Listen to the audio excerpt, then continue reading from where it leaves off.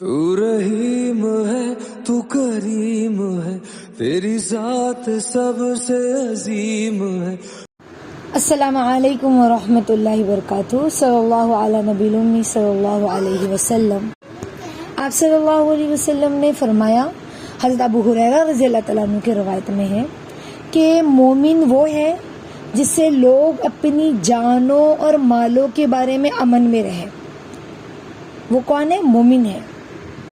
اور ایک روایت میں ابو موسیٰ رضی اللہ تعالیٰ عنہ کی روایت آتی ہے، حضرت ابو موسیٰ رضی اللہ تعالیٰ عنہ کی، کہ صحابہ رضی اللہ تعالیٰ عنہ نے جو ہے عرض کیا کہ یا رسول اللہ صلی اللہ علیہ وسلم، کون سے مسلمان کا اسلام افضل ہے؟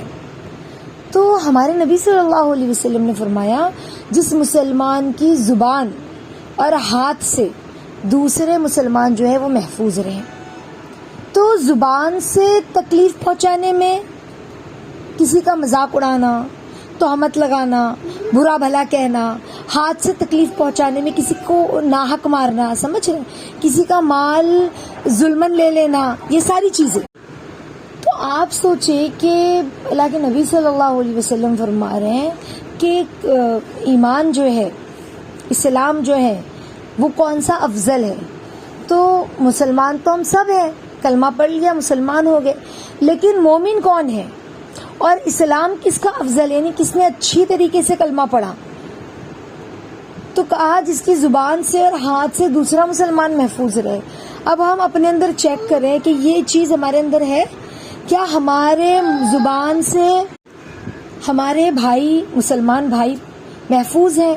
جیسے روزمرہ کی ہم زندگی دیکھیں، ہماری روزمرہ کی زندگی میں ہم اپنی زبان سے کوئی ایسا لفظ تو استعمال نہیں کرتے جس سے لوگوں کا دل پھٹ جائے، جس سے لوگوں کا دل ٹوٹ جائے۔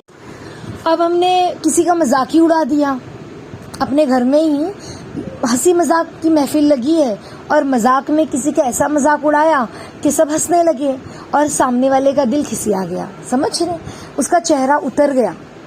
تو ایسا مذاق کرنا یہ کسی کو تکلیف پہنچانا ہے۔ اس کے علاوہ کسی پہ الزام لگانا۔ اب الزام لگانا کیا ہوتا ہے؟ جب تک کہ سامنے والے کی روز قیامت ہم نے جو سامنے والے پہ الزام لگایا ہے، جو تہمت لگائی ہے، اس کا جواب ہم نہ دے لیں، تب تک کہ اللہ رب العزت آگ کے پہاڑ پر کھڑا رکھے گا انسان کو اور کہے گا کہ تو بتا، تو نے اس پہ جو الزام لگایا تھا اس کی کیا تیرے پاس دلیل اور ثبوت ہے، اور کیا گواہی ہے کہ اس نے یہ کام کیا تھا، سمجھ رہے؟ تو تہمت لگانا یہ بہت بڑا گناہ ہے۔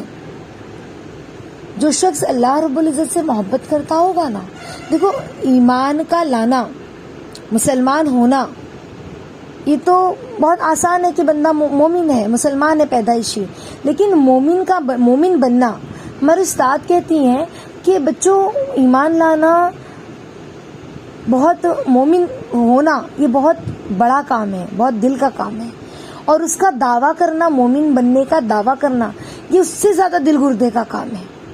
تو اس کا کیا مطلب ہے؟ بہت مشکل ہے مومن بننا۔ محبت کرنے والوں کے لیے کچھ مشکل نہیں ہے۔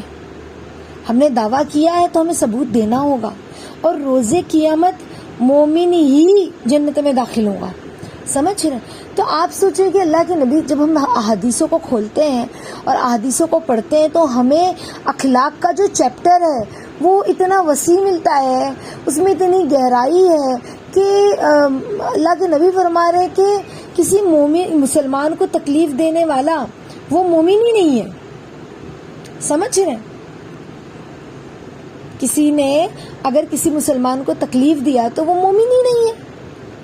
اور ایک حدیث میں تو اللہ کے نبی صلی اللہ علیہ وسلم نے فرمایا کہ ایک مومن دوسرے مومن کا آئینہ ہے، یعنی ایک مومن دوسرے مومن بھائی کا جو ہے اس کے نقصان کو اس سے روکتا ہے، اس کو ہر طرف سے حفاظت کرتا ہے۔ ایک مسلمان یہ سوچتا ہے کہ میرا بھائی تکلیف میں نہ ہو، اور کیا ہم یہ سوچتے ہیں؟ آپ کہو کہ آپا میں تو کسی کا برا نہیں چاہتی، میں تو کسی کا برا نہیں چاہتی، لیکن ہم کسی کا برا نہیں چاہتے تو کسی کا بھلا کرنے کی بھی فکر کرتے ہیں۔ یہ ساری چیزیں ہیں جو سوچنے والی ہے، دیکھنے والی ہے۔ پیٹھ پیچھے برا بھلا کہنا، تو ہم پورے دن اپنے آپ کو واچ کریں۔ جو محبت کرتا ہے نا اللہ رب العزت سے، تو اس کی نگاہیں اللہ پر ایسی ہوتی ہیں نا، اور وہ بار بار ڈرتا ہے، اس کا دل اللہ سے خوف کھاتا ہے، ڈرتا ہے. کیوں ڈرتا ہے؟ اس کی محبت میں، کہیں وہ روٹھ نہ جائے. میں نے کسی کے ساتھ برا کیا یا زبان سے کسی کو کوئی ایسا جملہ کہہ دیا تو کہیں سامنے والے کا دل نہ ٹوٹ جائے، اور اگر اس کا دل ٹوٹ گیا نا تو اللہ ناراض ہوں گے. اور اللہ کہاں ہوتے ہیں؟ ٹوٹے ہوئے دل کے پاس تو ہوتے ہیں نا. اللہ رب العزت اپنے بندے کے ٹوٹے ہوئے دل کے پاس ہوتے ہیں.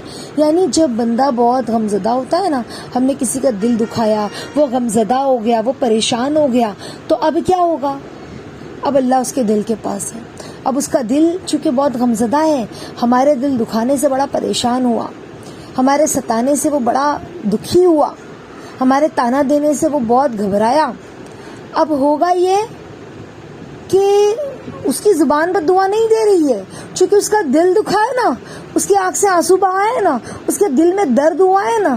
تو اب اللہ رب العزت جس نے دل دکھایا ہے، ہم نے تو اپنی زبان سے تانا دیا اور ہم نے کہا میں نے تو اس کا اچھا سنا کرائی، میں نے چھوڑی نہیں، میں نے تو اس کا اچھا بولی، سمجھ رہے؟ اور اس کو تانا دے کر دل دکھا کر ہم آ گئے. لیکن ہم یہ بھول گئے کہ اس کا دل تو ہم نے دکھا دیا، اس کا دل تو ہم نے پھاڑ دیا، اور اللہ کے نزدیک وہ تو مقبول ہو گیا، وہ تو اللہ کے نزدیک قبول ہو گیا، وہ تو اللہ کے نزدیک رو دھو کے اللہ کو منا لے گا، اور اس کا دل تو دکھا ہوا ہے، لیکن ہم خود مشکل میں پھنس گئے. سمجھ رہے؟ تو کیا کہا؟ جس سے دوسرا مسلمان اس کی زبان اور اس کے ہاتھ سے محفوظ رہے، وہ افضل ایمان والا. تو ہم 24 گھنٹہ اپنے اوپر واچ رکھیں انشاءاللہ. اللہ رب العزت ہم سبھی کو اس حدیث پر عمل کرنے کی توفیق عطا فرمائے. بڑی گہرائی ہے حدیث میں، اور بہت گہری بات اللہ نے ہمیں سمجھائی ہے. تو انشاءاللہ ہم سمجھنے کی فکر کریں، اللہ سے مانگیں حدیث کے انوار کو، حدیث کی گہرائی کو، کہ ہمارے نبی ہمیں کیا سمجھانا چاہتے تھے. جب ہم اس طرح سے حدیث کو سمجھنے کی فکر کریں گے نا، تو ہمارے گھر کا ماحول نبوی بنے گا انشاءاللہ. ہمارے بچوں کے اندر نبوی ماحول پیدا ہوگا، ایک سکون اطمینان والی زندگی ہوگی. نبوی ہوائیں اور نبوی فضائیں، مدنی ہوائیں اور مدنی فضائیں ہمارے گھر میں چلیں گی. صرف بولنے کے لیے کہ ہم مدنی ہیں یا ہم نبوی ہیں کیا کافی ہے؟ ہمیں مدنی بننا بھی تو ہوگا نا. یعنی مدنی آقا صلی اللہ علیہ وسلم نے جو ہمیں کہا ہے اس پہ عمل بھی تو کرنا ہوگا انشاءاللہ. اللہ رب العزت ہم سب کو عمل کی توفیق عطا فرمائے. السلام علیکم ورحمۃ اللہ وبرکاتہ.